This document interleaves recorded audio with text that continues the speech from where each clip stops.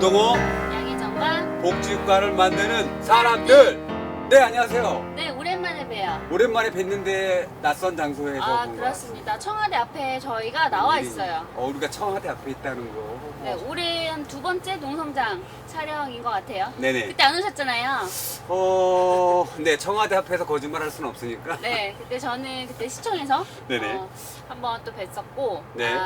이번에 올해 들어서 두 번째 농성장을 또 방문을 했습니다. 네네. 있긴 하잖아, 있긴. 그죠? 이 추운 네. 날 우리가 여기 왜 왔는지 오늘 이분 모시고 들어야 됩니다. 무슨 일이죠? 어... 여기 무슨 농성장인가요? 구체적인 내용은 네. 그분 통해서 들을 수 있고. 기억 못 뭔 못 소리야? 해보셨죠? 아니야. 뭔 소리야? 네. 청와대 앞에서 농성할 정도로 네. 중요한 이유 때문에 왔다라는 거 꼭 기억해 주십시오. 우리 한번 모셔볼까요? 네. 네. 비근사회 연대 정성철 활동가님 모셨습니다. 네, 안녕하세요. 네, 안녕하세요. 현대에서 활동하는 정성철이라고 합니다. 네. 저희 어디를 봐야 될지 아하, 모르겠어요. 여기 보세요. 저기 보세요. 저기 보세요. 저희 보지 마세요. 저기 보지 마세요. 당황했어. 당황했어. 이렇게 추운데 웃고 떠들 그 분위기는 아닌데, 네네. 네, 저희가 또 스튜디오로 모셔서 이렇게 좀 거기도 누추하고 좀 춥지만 모셨어야 되는데 또 여기로 저희가 또 찾아왔습니다. 또 무슨 일로? 또 얼마 접었다가 다시 이 농성장이 펼쳐진 또 이유도 저희가 좀 들어야 하고, 왜 언제까지 또 이걸 하실 건지 이런 이유도 좀 저희가 왜 하시나 여쭤보려고 또 찾아왔습니다. 찾아와 주셔서 감사합니다. 네네. 왜 청와대 앞에서 농성을 하느냐? 천막 농성을 하느냐? 그 얘기를 잠깐 알려주시면 고맙겠습니다. 네, 저희는 이제 부양무자 기준 기초생활보장법상의 부양무자 기준 완전 폐지 대통령이 공약했던 내용에 했었죠, 대해서 공약. 네, 맞습니다. 공약 이행을 촉구하는 농성입니다. 그래서 뭐 기초생활보장법 다들 아실 것 같기는 한데 어쨌든 이 부양무자 기준이라는 것 때문에 소급 신청자의 소득과 재산은 이 선정 기준을 충족하지만 가족의 소득 재산 때문에 탈락하는 사람들 혹은 신청하지 못하는 사람들 신청조차도. 네, 혹은 뭐 수급비가 깎이는 뭐 이런 문제를 갖고 있는 것이 부양무자 기준이고 빈곤 문제 해결을 시작하기 위한 어떤 과제라고 대선 당시 이야기했던 내용입니다. 근데 이게 대통령 공약으로부터 근 3년, 이제 3년 거의 네. 지나가는데 3년 동안 공약이 지켜지지 않고 있고 그 사이에 이제 가난한 사람들의 죽음이 계속해서 반복되고 있는 이런 비극을 좀 빠르게 멈추기 위해서 공약을 조속히 이행해달라라고 좀 요구하면서 농성을 하고 있습니다.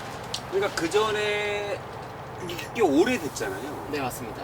그래도 그 당시 이제 대통령으로 나오신 분들의 그 다수가 네. 물론 문재인 대통령님께서도 마찬가지지만 공약을 했어요. 네. 그래가지고 이제는 기대를 컸었다는 것도 저 또한 마찬가지인데 네. 그러다가 다시 이제 말씀하신 것처럼 이제 청와대 앞에서 이행을 촉구하라. 그러니까 약속을 하셨으니까 이행해달라는 거잖아요. 네, 맞습니다. 절박하네요. 네, 그렇죠. 네네. 굉장히 절박한 것이고 말씀하셨다시피 저희가 2012년 8월부터 2017년 9월 5일까지 광화문 지하도에서 농성을 네. 했었습니다. 뭐 부양무자 기준 더하기 장애등급제 폐지를 걸고서 1842일의 농성을 했었는데요. 이제 19대 조기 대선 당시에 문재인 대통령이 그 유력 당선 후보였잖아요. 사실 네. 마지막까지 부양무자 기준 폐지 공약을 하지 않았던 후보 중에 한 명이었어요. 뭐 다른 후보들은 대부분 부양무자 기준 폐지를 하겠다라고 공약을 했었고, 사실 이렇게 공약했던 것조차 19대 대선이 처음이었었는데 그 전 대선 때까지도 장애등급제 폐지에 대한 공약은 있었지만 부양무자 기준 폐지 공약은 없었거든요. 그러다가 이제 시민사회가 개최한 토론회에서 이제 3월 24일인가요? 제가 그렇게 기억하는데 그 문재인 대통령 당시 후보였죠. 문재인 후보가 와서 부양무자 기준 폐지하겠다라고 선언을 했었습니다. 저희 이제 피켓 들고 네, 몸자고 네. 입고 갔었거든요. 정말 이렇게 되게 소름이 돋았었어요. 소름인가 소름. 이제 이루어지는구나, 역사적인 순간이구나. 맞습니다. 이제 네. 공약이 되었구나. 네. 이제 물론 이제 다른 후보들도 공약을 했었긴 하지만 유력 당시 홍보를 했던 네네. 이게 어쩌면 이제 대통령이 되는 사람의 공약이 될 수 있겠구나라는 굉장히 이상한 기분이 들었었는데 그 당시에 같이 참여하셨던 분들 중에서 진짜 우시는 분들도 계시고 그랬거든요.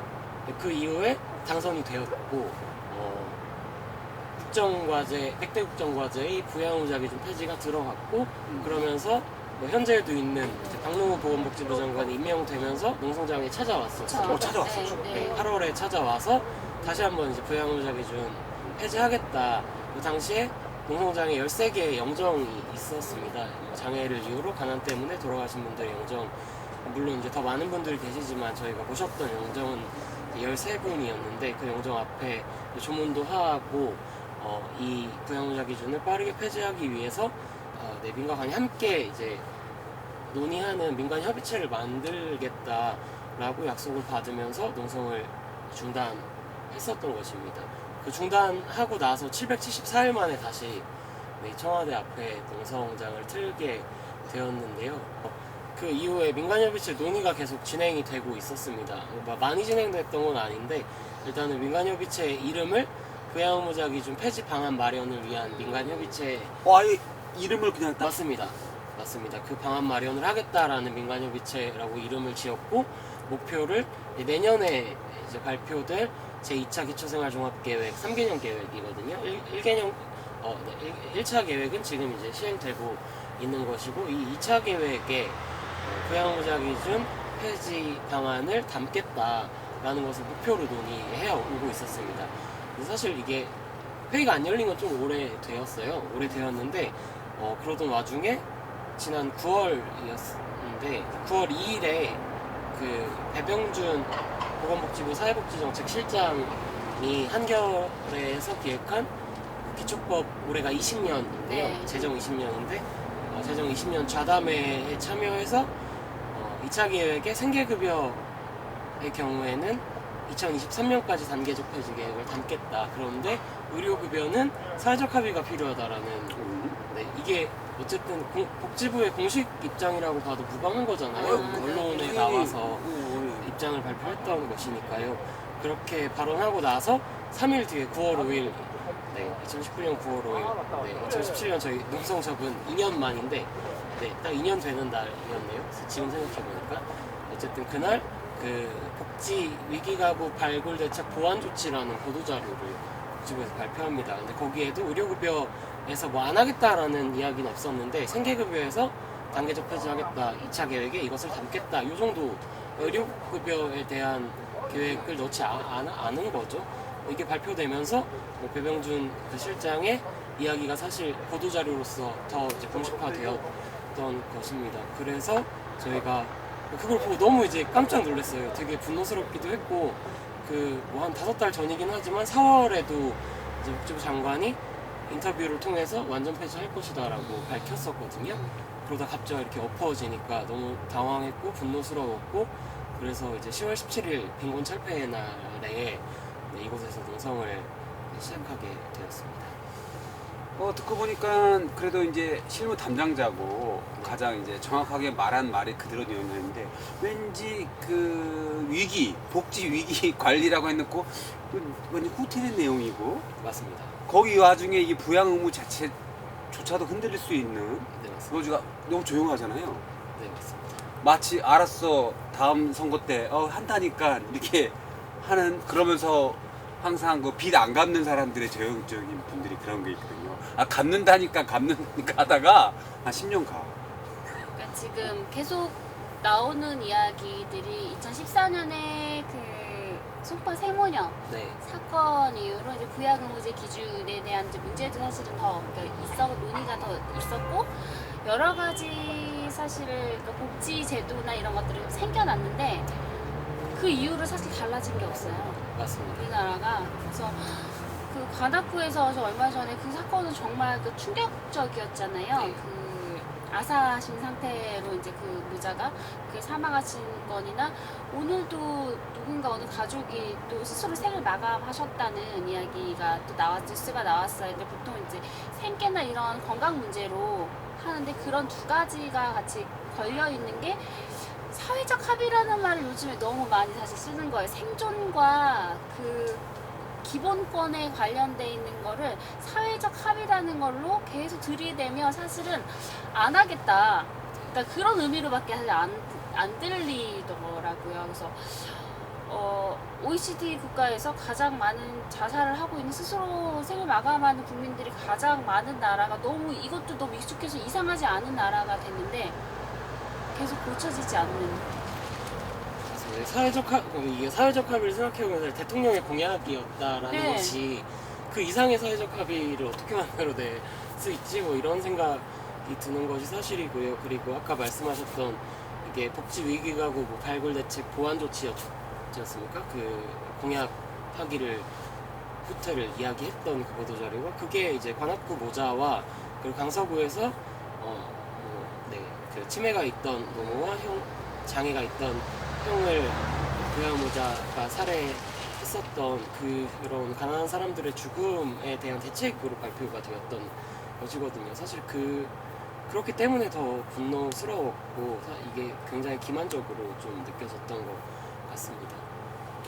지금이 이제 다시 이제 여기서 아까 2년 연호고 지난 다음에 다시 이 농성장 청와대 앞으로 오게 됐는데 그 이후에 지금까지 아무 뭐 여기 농성장에 그대로 천막이 있는 것 자체가 특별한 변화가 없는 어떤 뭐 메시지라든가 뭐 바람이라든가 또는 어떤 뭐 전달된 내용이 없기 때문에 현재 있는 상태는 맞는 거죠. 네, 맞습니다. 지금 여러분께서는 유동호, 양혜정과 복지 국가를 만드는 사람들 시즌2 보이는 라디오를 보고 계십니다. 저희 오늘이 이제 농성 49일차인데요.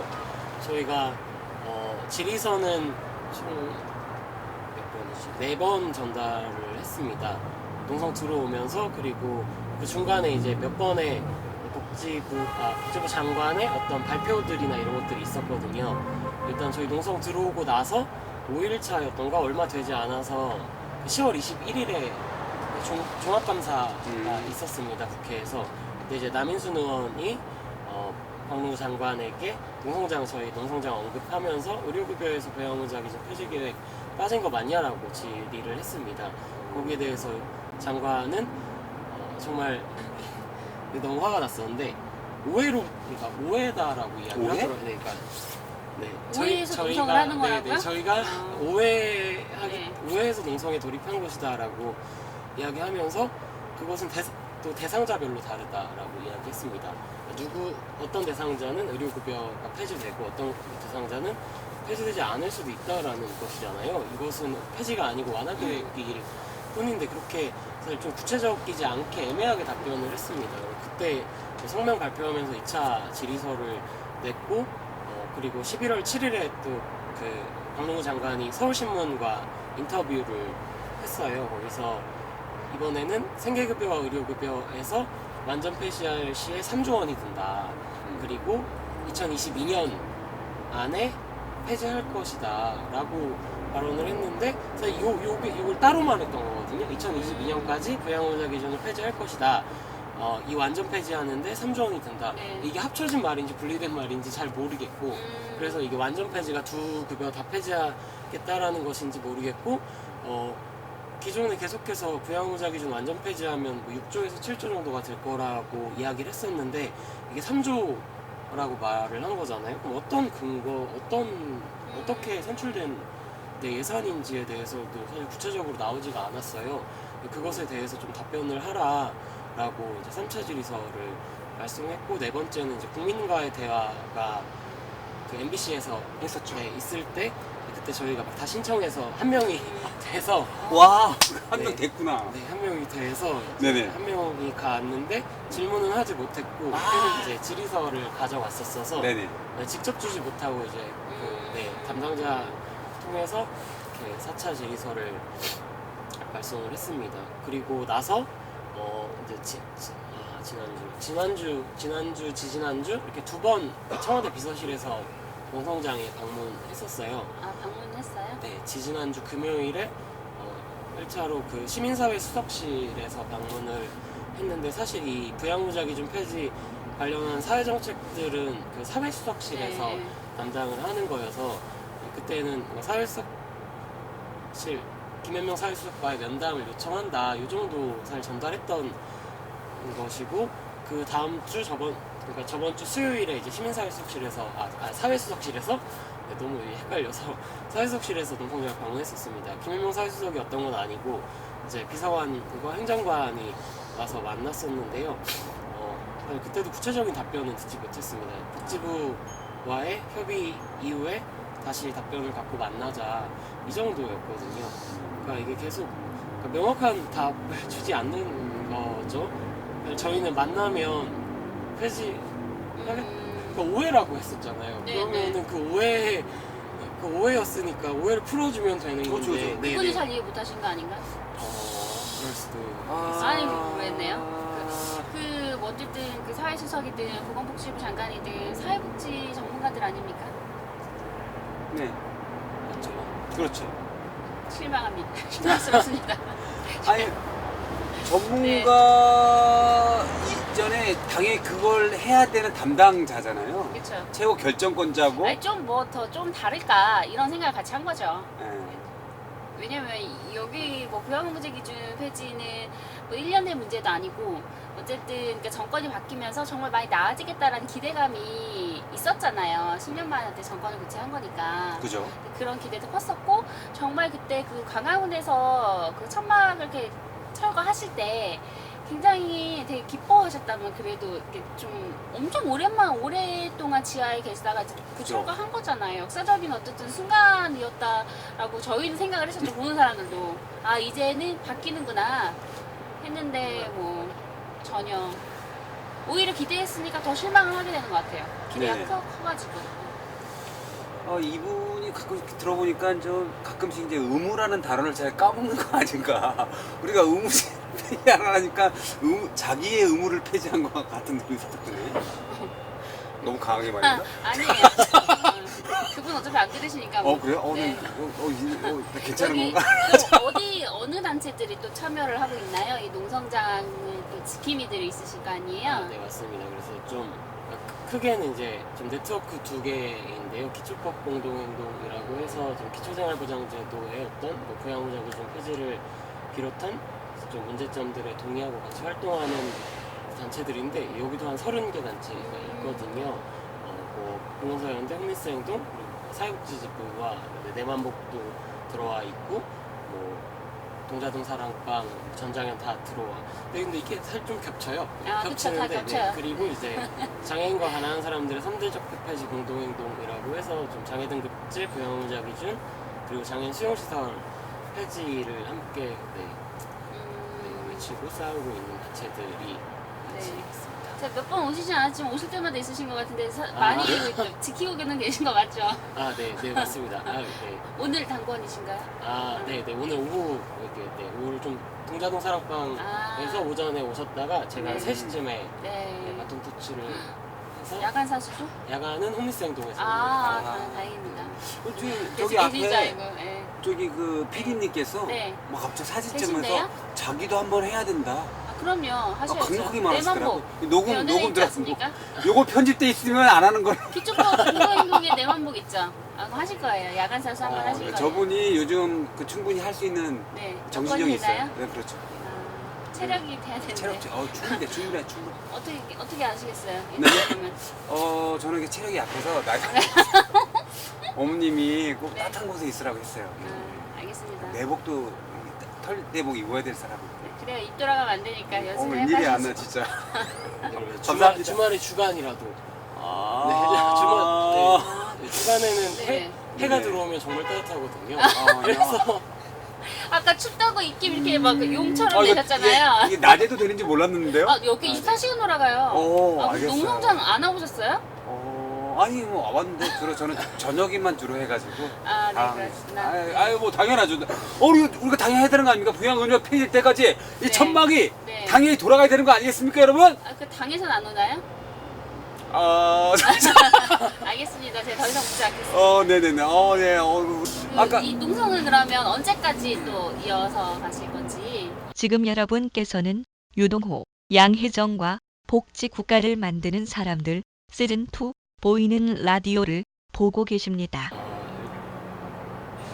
그러게요. 언제까지 네. 해야 될지를 잘 모르겠어요. 이게 최초에는 어쨌든 사실 청와대에서 답변을 할 수 있는 게 굉장히 구체적이지는 않은 거잖아요.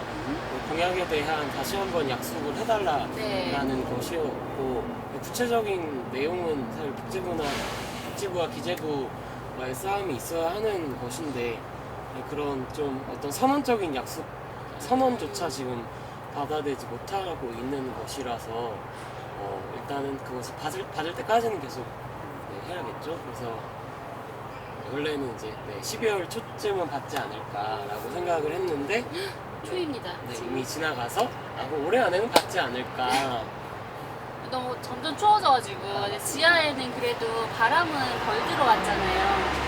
여기는 네. 간단하게 지어놨었어요. 당시에는. 아, 네. 여기는 지난달에 왔을 때랑 전부 다 기온이 달라가지고 네. 이렇게 한기가 많이 올라오는 것 같아서 너무 추워서 사실 건강도 계시는 분들도 건강도 염려도 되고 농성장도 운영하려면 또 돈도 사실 금전적인 것도 부담이 되시잖아요. 아, 네, 맞습니다. 특히나 이제 겨울이고 네. 야외다 보니까 발전기를 야. 써야 되는데 네. 요새 휘발유 값이 많이 올라서 진짜요?